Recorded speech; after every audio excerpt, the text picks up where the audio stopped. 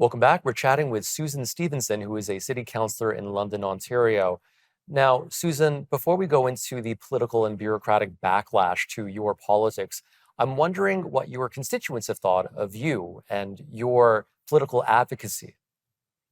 Yeah, honestly, I get a lot of support and appreciation. Everything from people stopping me almost no matter where I go in the city to random phone messages or emails just saying, you probably don't hear this a lot, but thank you. Please keep speaking up.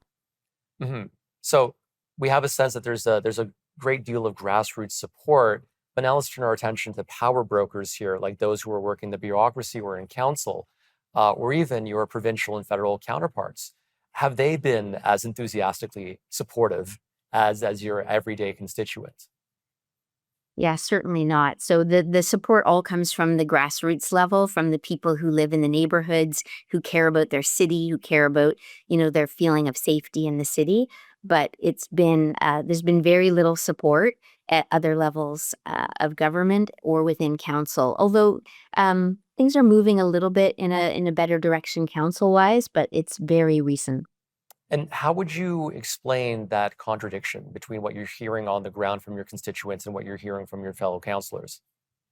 Honestly, I think it's ideology and sort of political belief. London is a liberal NDP town, provincially and federally. It is that way pretty much with council as well. And so my beliefs lean more on the conservative side. And so provincially, we're going in a recovery focused route. The Conservative Party federally is advocating on a recovery focused model. And that is what I support and many other people in this city support, and yet it's seen as very divisive and demeaning to take that stance.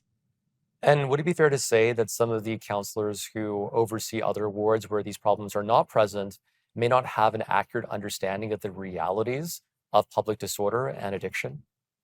I really do believe that's true because even if you drive down the street and you see it, it's not the same as dealing with it day in and day out and listening to the despairing stories that I hear from people who are subjected to the everyday theft that happens with people who need to support a drug habit, the excrement, uh, the you know, dis- the concern about smoke and needles and the erratic behavior and the criminal activity that comes along with drug addiction.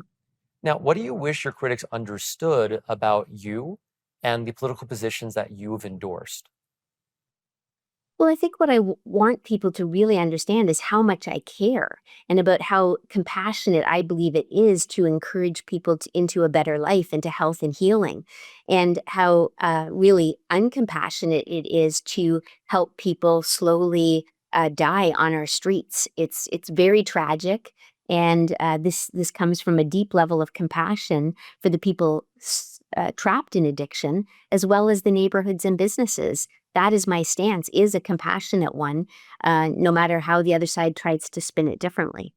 And have you found that those who have gone through recovery and who are no longer in the throes of addiction recognize that compassionate approach that underlies your political messaging? Oh, absolutely. The people who are in recovery, the warriors who have gone through it and are trying to walk out a sober life, as well as their family members. I have a huge amount of support, and there is lived experience that is not getting a voice in our city. Do you feel as if that lived experience is recognized by some of your critics? When they say listen to people with lived experience, are they listening to everyone? That's not what I understand, and it's certainly not what those who are living in a life of recovery believe. So they're reaching out to us all the time, saying, "This is what we need." We do not have a sober shelter in the city, and our social housing is riddled with drugs now after having housed people supposedly in a compassionate way who were in a severe mental health and addiction state. So it's caused a real lack of safety and made the road to recovery very, very challenging. Now, in 20 seconds, can you give us one anecdote that illustrates why you feel confident that you are doing the right thing on this file? Well, there's other cities that are making better progress than we are, and there's so much lived experience that has a message of hope and that it's possible for us to have a thriving city for all. Okay.